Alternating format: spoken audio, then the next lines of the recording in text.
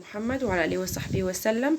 فيديو جديد معاكم حبايبي. النهارده فيديو ان شاء الله يعجبكم كده ويعجب الصغار والكبار وسهل جدا.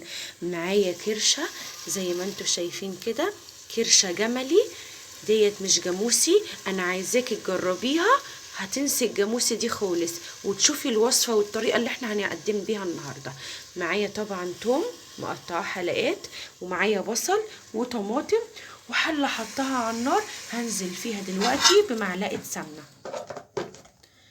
قول بسم الله وانزل كده بيها، وبعد كده هنزل بفصين توم كده، مش كله، والباقي هقولك هنعمل بيه ايه واحده واحده مع بعضنا. يا دوبك كده نقول كده فصين صغيرين. هنزل دلوقتي بقى بالكرشه، نقول بسم الله. طبعا الكرشه بتجيبيها من عند الراجل، تنقعيها في ملح وخل وليمون ودقيق وتغسليها، وزي ما انت شفتي كده بتدوي معاكي كده كأنك مرايه، هتشوفي نفسك فيها. انا عايزاكي تجربي الكرشه الجملي، هتنسي الجاموسي دي خالص وتشوفي الطريقه اللي احنا هنقدم بيها النهارده. كل اللي انا هعمله هاخدها تشويحه كده، وهنزل عليها بالبصل والميه، وهسيبها تاخد سوا على نار هاديه جدا، وبعد ما تستوي هنرجع ونشوف هنكمل ازاي مع بعض. يا حبايبي زي ما انتم شايفين كده، بعد ما الكرشه استوت والله العظيم ريحه ونظافه، ادام انت عاملاها وواثقه من نظافتها ونضفاها بايدك، انا عايزاكي تجربيها. وهقولك كذا مره لحد ما اخلص الفيديو جربي الكرشه الجملي. كل حاجه في الجمل رسولنا الكريم عليه الصلاه والسلام كان بيركبه وكان بياكل اكل الجمل ووصانا بيه. دوقيها ودوقي لحمتها، واحسن لحمه وانضف لحمه هتاكليها.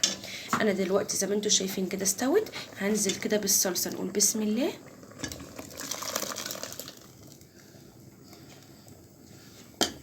نقول نص كيلو صلصه، كيلو الا ربع كيلو، انت على حسب ما بتحبيها، خفيفه تقيله، زي ما انت عايزه.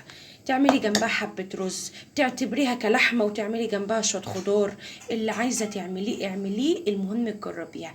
انا كده هعمل ايه، هسيبها تاخد غلوه كده على النار، هي غلوه واحده عشان استوت، وهعمل لها طش زي الملوخيه. هاخد التوم اهوت هقطعه حلقات بمعلقه سمنه وكزبره وادلقه عليها، وهدق الحدق بتاعها انتي بتظبطيه، والف هنا وشفا واحلى وصفه تعمليها. انا بقى كل ده هعمله عشان مطولش عليكم الفيديو، وهرجع لكم اوريكم الشكل النهائي ليها. طيبي زي ما انتوا شايفين كده شكل الكرشه، الشكل اللي بصوا ياكل بقى، ريحة وطعم. طبعا عملناها من الاول للغسيل لحد ما حطيناها في الحلة والصلصة، وقلنا لها نعمل ليها طش التومة، تعمليها بالتوم وكزبرة، تعمليها بتوم بس اللي انت عايزاه. احلى كرشة تدوقيها، اتمنى تجربيها مع حبة الرز المحترمين اللي هي بشعرية، تعمليه حبة وحبة، واحلى اكلة جنبهم شوية مخلل شوية سلطة. اتمنى الفيديو بتاعي يعجبكم النهارده وتكون وصفاتي كلها سهله. اتمنى كل فيديوهاتي تعجبكم، وتشتركوا لي في القناه وتعملوا لي لايكات وتدعموني. لو عجبكم الفيديو النهارده طبعا ما تنسوش الاشتراك واللايك، والسلام عليكم ورحمه الله وبركاته.